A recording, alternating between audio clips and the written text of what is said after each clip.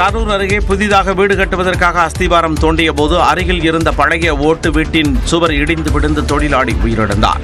கரூர் பஞ்சமாதேவி பகுதியில் பொன்னுச்சாமி என்பவர் புதிதாக வீடு கட்டி வருகிறார். இதற்கு சுற்றுச்சுவர் அமைப்பதற்காக அஸ்திவாரம் தோண்டும் பணியில் அதே பகுதியைச் சேர்ந்த சிவாஜி, ராஜேந்திரன், மாயவன் ஆகிய தொழிலாளர்கள் ஈடுபட்டு வந்தனர். அப்போது எதிர்பாராத விதமாக பக்கத்தில் இருந்த பழமையான ஓட்டு வீட்டின் சுவர் இடிந்து விழுந்தது. இதில் கட்டட தொழிலாளி சிவாஜி என்பவர் மீது விழுந்ததில் அவர் சம்பவ இடத்திலேயே பரிதாபமாக உயிரிழந்தார்.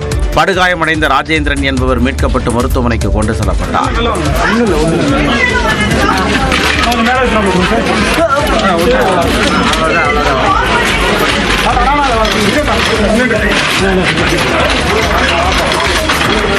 மேலும் இடிபாடுகளில் சிக்கிய மாயவன் என்ற தொழிலாளியை 1 மணி நேர போராட்டத்திற்கு பிறகு தீயணைப்புத் துறையினர் காயங்களுடன் மீட்டனர். சம்பவ இடத்தில் வெங்கமேடு காவல் நிலைய காவலர்கள் விசாரணை மேற்கொண்டனர். முதலமைச்சர் மு.க. ஸ்டாலின் தலைமையில் அனைத்து பல்கலைக்கழக துணைவேந்தர்கள் மற்றும் பதிவாளர்களின் ஆலோசனைக் கூட்டம் இன்று மாலை நடைபெறுகிறது. பல்கலைக்கழக வேந்தர் பொறுப்பில் இருந்து ஆளுநரை நீக்குவது, பல்கலைக்கழகங்களுக்கு துணைவேந்தர்களை நியமிக்கும் அதிகாரத்தை தமிழ்நாடு அரசுக்கு வழங்குவது ஆகியவை தொடர்பான மசோதாக்களை ஆளுநர் R.N. ரவி நிலுவையில் வைத்திருந்தார். இது தொடர்பான வழக்கை விசாரித்த உச்சநீதிமன்றம் ஆளுநருக்கு கண்டனம் தெரிவித்ததுடன் மசோதாக்கள் நிறைவேற்றப்பட்டதாக அறிவித்தது. இதனைத் தொடர்ந்து நிலுவையில் இருந்த 10 மசோதாக்களை சட்டமாக மாற்றியதற்கான அரசாணையை தமிழ்நாடு அரசு அண்மையில் வெளியிட்டது. அதில் மசோதாக்கள் நிறைவேற்றப்பட்ட 2023 ஆண்டிலேயே சட்டமானதாக அறிவிக்கப்பட்டது. இந்நிலையில் தலைமைச் செயலகத்தில் முதலமைச்சர் மு.க. ஸ்டாலின் தலைமையில் அனைத்து பல்கலைக்கழகங்களின் துணைவேந்தர்கள் மற்றும் பதிவாளர்களின் ஆலோசனைக் கூட்டம் இன்று நடைபெறும் என்று தமிழ்நாடு அரசு அறிவித்துள்ளது. மாலை 5 மணிக்கு நடைபெறும் இந்த கூட்டத்தில் தமிழ்நாட்டில் உயர்கல்வியை மேம்படுத்துவதற்கான இந்த ஆலோசனை நடைபெற உள்ளதாகவும் தமிழ்நாடு அரசு அறிவித்துள்ளது. மேலும் முதல் முறையாக முதலமைச்சர் தலைமையில் துணைவேந்தர்களின் கூட்டம் நடைபெற உள்ளது குறிப்பிடத்தக்கது. திருப்பத்தூர் மாவட்டம் வாணியம்பாடி அருகே வீட்டில் சட்டவிரோதமாக நாட்டு வெடிகுண்டை தயாரித்த போது ஏற்பட்ட வெடிவிபத்தில் இளைஞர் படுகாயமடைந்தார்.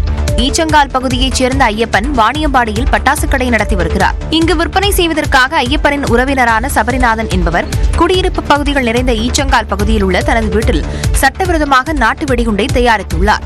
அப்போது நாட்டு வெடிகுண்டு வெடித்து சிதறியதில் சபரிநாதனின் இடது கை துண்டானது. மேலும் உடலின் பல்வேறு பகுதிகளிலும் படுகாயம் ஏற்பட்டது.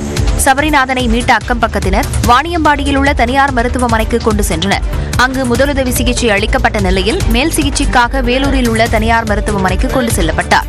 சம்பவ இடத்துக்கு விரைந்த அம்பலூர் காவல் நிலைய காவலர்கள் வழக்கு பதிவு செய்து விசாரணை மேற்கொண்டு வருகின்றனர்.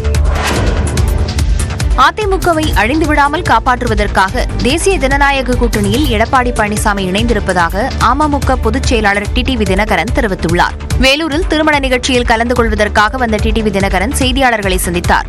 அப்போது பேசிய அவர் அதிமுக பாஜக கூட்டணியில் அமமுகவின் நிலைப்பாடு குறித்து கருத்து தெரிவித்தார்.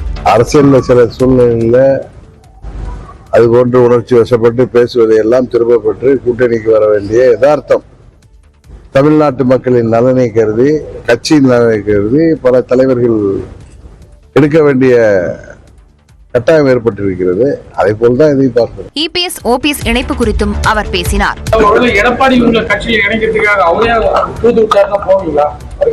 இது மாதிரி உங்களுடைய கற்பனைக்கெல்லாம் நான் பதில் சொல்ல விரும்புகிறேன். பாமக உட்கட்சி விவகாரம் விரைவில் முடிவுக்கு வரும் என டிடிவி தினகரன் நம்பிக்கை தெரிவித்தார். கிளாம்பாக்கம் ரயில் நிலையத்திற்கும் பேருந்து நிலையத்திற்கும் இடையே நடைபாலம் கட்டப்பட்டு வரும் நிலையில் நில உரிமையாளர் அதிக தொகை கேட்பதால் பாலம் அமைப்பதில் சிக்கல் ஏற்பட்டுள்ளது. செங்கல்பட்டு மாவட்டம் கிளாம்பாக்கம் பேருந்து நிலையத்திற்கு வரும் பயணிகளின் வசதிக்காக புதிய ரயில் நிலையம் அமைக்கப்பட்டு வருகிறது. இந்த ரயில் நிலையம் விரைவில் பயன்பாட்டிற்கு வரவுள்ளது. இந்நிலையில் ரயில் நிலையம் மற்றும் பேருந்து நிலையத்தை இணைக்கும் வகையில் சென்னை பெருநகர வளர்ச்சி குழுமம் சார்பில் 74 கோடி ரூபாய் செலவில் நடைமேம்பாலம் அமைக்கும் பணி நடைபெற்று வருகிறது. இதற்காக 1.45 ஏக்கர் அளவிலான தனியாருக்கு சொந்தமான இடத்தை கையகப்படுத்த செங்கல்பட்டு மாவட்ட நிர்வாகம் அறிவிப்பு வெளியிட்டது. ஆனால் இந்த அறிவிப்பு சட்ட விதிகளின்படி இல்லை என உயர்நீதிமன்றத்தில் நில உரிமையாளர் மனு தாக்கல் செய்தார். அதனை விசாரித்த நீதிமன்றம் பழைய அறிவிப்பை ரத்து செய்ததோடு புதிதாக அறிவிப்பு வெளியிட உத்தரவிட்டது. இதற்கான பணிகள் நடைபெற்று வருகின்றன. இந்நிலையில் நில உரிமையாளர் தனது நிலத்திற்கு 350 கோடி ரூபாய் வேண்டும் என கேட்பதாக மாவட்ட நிர்வாகம் தெரிவித்துள்ளது. இதனால் அதிகாரிகள் அதிர்ச்சியடைந்தனர். சென்னை மெரினா கடற்கரைக்கு செல்ல பொதுமக்களிடம் கட்டணம் வசூலிக்கப்படாது என மாநகராட்சி ஆணையர் குமரகுருபரன் விளக்கம் அளித்துள்ளார்.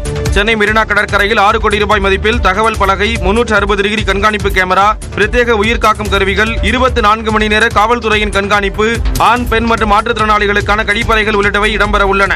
மேலும் பார்வையாளர் உயர்கோபுரம், இயற்கையான சூழலில் இருக்கைகள், நீச்சல் வீரர்களுக்கான அறைகள் மட்டுமன்றி சர்ஃபிங்கில் ஈடுபடுவோருக்கான அறைகளும் அமைய உள்ளன. சென்னை மெரினா கடற்கரையை இயற்கையான சூழலில் பொதுமக்கள் பயன்படுத்தவே நீலக்குடி கடற்கரை திட்டம் செயல்படுத்தப்படுவதாக மாநகராட்சி ஆணையர் குமரகுருபரன் கூறியுள்ளார். மேலும் சென்னை மாநகராட்சி வருவாய் அதிகம் உள்ள மாநகராட்சி என்பதால் பராமரிப்பு பணிகளுக்கான கட்டணத்தை மாநகராட்சி ஈடு செய்யும் என்றும் கட்டணம் வசூலிக்கப்படாது என்றும் குமரகுருபரன் விளக்கம் அளித்துள்ளார்.